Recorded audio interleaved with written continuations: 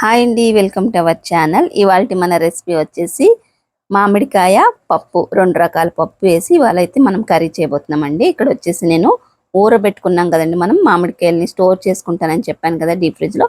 ఆ మామిడికాయ ముక్కలు తీసుకొని ఎలా పప్పు చేసుకోవాలనేది ఇక్కడైతే చూపించబోతున్నానండి. టేస్ట్ అయితే మాత్రం చాలా బాగుందండి. మీరు కూడా నేను చెప్పినట్టుగా చేసుకోండి, ఇంట్లో అందరికీ నచ్చుతుంది అనమాట. ఇక్కడ వచ్చేసి నేను ఫస్ట్ అయితే మామిడికాయ ముక్కల్ని తీసి వేడి నీళ్ళలో కానీ లేదంటే చల్లనీళ్ళలో కానీ నానబెట్టుకోండి. మాకు ఫాస్ట్గా అయిపోవాలనుకుంటే కొంచెం గోరువెచ్చని నీళ్ళలో వేసుకోండి.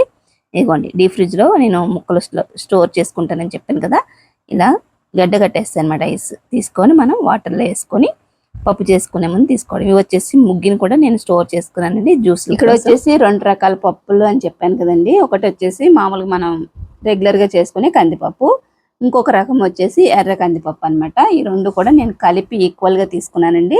తీసుకొని శుభ్రంగా కడిగేసుకున్న తర్వాత ఇప్పుడు 1 గ్లాస్ పప్పుకి 3 గ్లాసుల నీళ్ళు చొప్పున వేసుకున్నాను. 3 వేసుకోవచ్చు, లేదంటే 4 కూడా వేసుకోవచ్చు.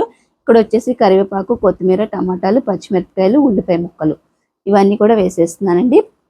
అలానే కొంచెం మెంతులు, డైజెషన్ బాగా అవుతుందండి. ఎవరికైనా కడుపు ఉబ్బుతుంది, పప్పు తింటే అనుకున్న వాళ్ళకి బాగుంటుంది. ఇక్కడ వచ్చేసి 1 స్పూన్ పసుపు కూడా వేసుకుంటున్నాను. తర్వాత కొద్దిగా ఆయిల్ వేయడం వల్ల తొందరగా పప్పు ఉడుకుతుంది అనమాట. అలానే ఇవన్నీ ఒకసారి గరిటెతో కలిపేసుకున్న తర్వాత మన మామిడికాయ ముక్కలు ఉన్నాయి కదండి, వాటిని కూడా నీళ్ళు తీసేసుకొని ఈ ముక్కల పక్కనే కొంచెం చింతపండు కూడా పెట్టుకుంటున్నానండి. పెట్టుకున్న తర్వాత మాకు పప్పు ఉడుకుతలేదు అనుకున్న వాళ్ళు గిన్నె పలంగా మన కుక్కర్లో పెట్టేసేయండి. మధ్యలో గిన్నె కింద ఏమి లేకుండా తుడిచేసుకొని ఆ గిన్నెని ఆ నీళ్ళపై మధ్యలో పెట్టేస్తే మనకి విజిల్ పెట్టేసుకుంటే ఏట్లకై ఉడుకుతాయి అనమాట. ఇక్కడ నేను వచ్చేసి ఇంకొక 2 విజిల్లు ఎక్కువ వేయించుకుంటాను అనమాట. అందుకనేసి దీంట్లోనే వేసేస్తున్నానండి. ఇప్పుడు నార్మల్గా ఒక 5 విజిల్కి మన పప్పు ఉడికింది అనుకోండి, మామిడికాయ ముక్కలు చింతపండు వేసాం కాబట్టి ఇంకొక 2-3 విజిల్లు ఎక్స్ట్రా పెట్టుకోండి, మంచిగా ఉడికిపోతుంది అనమాట. ఇక్కడ చూస్తున్నారు కదా, నాకైతే బాగా ఉడికిపోయింది. అంటే పప్పు మరీ మెత్తగా తినండి, నేను కొంచెం అక్కడక్కడ పలుకులు నాకు ఇష్టం అనమాట. అలా ఇక్కడ వచ్చేసి మెత్తగా రుబ్బేసుకున్నాను.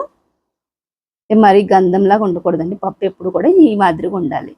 ఇప్పుడు మనం నీళ్లు తీసేసుకొని రుబ్బుకున్నాం కదండి పప్పులోంచి, ఆ నీళ్లు మిగిలిన ఎన్ని కావాలని వేసేసుకొని మళ్ళీ ఒకసారి అంతా కలిపేసుకొని ఇప్పుడు మనం దీనికి తాలింపు పెట్టుకుందాం. అలానే రుచికి సరిపడే ఉప్పు కూడా వేసుకోండి. మనం పప్పు మెదిపేటప్పుడు ఉప్పు కూడా వేసుకోండి. అలానే మీకు పప్పు ఎంత గట్టిగా అయితే ఇష్టమో అంత గట్టిగా అయితే చేసుకోండి. కొంతమంది ఏంటంటే పలచగా తింటారు, కొంతమంది గట్టిగా తింటారు అనమాట. ఎవరికి ఎలా కావాలంటే అలా వేసుకోండి. ఇప్పుడు స్టవ్ పెట్టుకొని ప్యాన్ పెట్టుకొని దాంట్లోకి సరిపడగా ఆయిల్ వేసుకున్నాను. పోపుకి సరిపడగా ఆయిల్ వేసుకొని ఇంకా మనం జీలకర్ర, ఆవాలు, ఎండుమిరపకాయలు, కరివేపాకు, అలానే ఎల్లుల్లిపాయ వేసేసుకున్న తర్వాత ఇప్పుడు కొంచెం కారం వేసుకోండి, చాలా బాగుంటుంది టేస్ట్.